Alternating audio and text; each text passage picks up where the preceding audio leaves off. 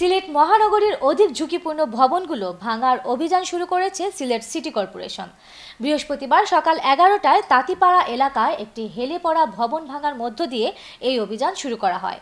বিশেষজ্ঞরা সিলেট মহানগরীতে 32টি ভবনকে অধিক ঝুঁকিপূর্ণ হিসেবে চিহ্নিত করেছেন এবং এসব ভবন পর্যায়ক্রমে ভাঙা হবে বলে জানিয়েছে সিলেট সিটি কর্পোরেশনের কর্তৃপক্ষ। বিস্তারিত মোয়াজ্জেম সাজু রিপোর্টে, ক্যামেরায় ছিলেন আমিমুল এহসান রাহিম। পাহাড় টিলার প্রাকৃতিক পরিবেশে গড়ে ওঠা সিলেট জনপদ ভূমিকম্প ঝুঁকির তালিকায় শীর্ষে, এমন তথ্য নতুন নয়। তবে সাম্প্রতিক সময়ে কয়েকটি ভূমিকম্পের পর ভবনগুলো ভাঙার অভিযান শুরু করেছে সিলেট সিটি কর্পোরেশন।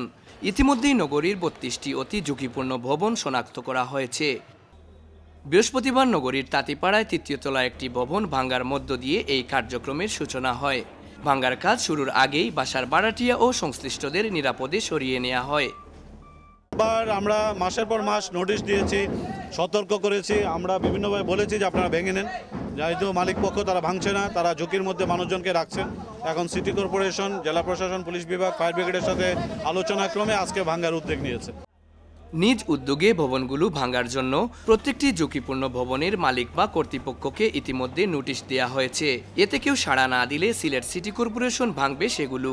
এজন্য ভবন মালিক বা কর্তৃপক্ষকে ভাঙার ব্যয়ভার বহন করতে হবে বলে জানালেন সিলেট সিটি কর্পোরেশনের প্রধান নির্বাহী কর্মকর্তা।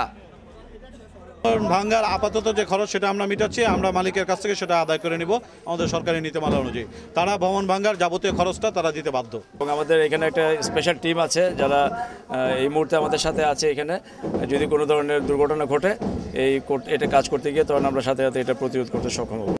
গত কয়েক দশকে সিলেট নগরীতে গড়ে উঠেছে অসংখ্য বহুতল ভবন, যাদের মধ্যে অনেক বহুতল ভবন অপরিকল্পিতভাবে নির্মাণ করা হয়েছে। এছাড়া প্রায় শতাধিক ভবন দীর্ঘদিন ধরে পুরনো হয়ে বসবাসের অনুপযোগী হয়ে পড়েছে। অনেক স্থানে ফাটল ধরায় এসব ভবন ঝুঁকি নিয়েই চলছে বসবাস। এটা একটা ভালো উদ্যোগ, এটা জনগণের নিরাপত্তার জন্য এই সমস্ত কার্যক্রম অব্যাহত থাকবে, এটা আমরা আশা করি। ভবন ভাঙিয়ে ফেলা ভালো, এটা যে কোনো সময় যে কোনো দুর্ঘটনা ঘটতে পারে। ভাঙার কাজ চলাকালে সিলেট সিটি কর্পোরেশনের ঊর্ধ্বতন কর্মকর্তাবৃন্দ, জেলা প্রশাসনের ম্যাজিস্ট্রেট, পুলিশ প্রশাসনের টিম এবং ফায়ার সার্ভিসের একটি স্পেশাল টিম উপস্থিত ছিল। সিটি কর্পোরেশনের এই উদ্যোগকে সাধুবাদ জানিয়েছেন সিলেটের বিশিষ্টজনেরা। প্রাকৃতিক এই দুর্যোগ মোকাবেলায় তাদের এই ধারা অব্যাহত থাকবে এমনটাই দাবি সকলের। Moazzem Saju, channel S news, Sylhet.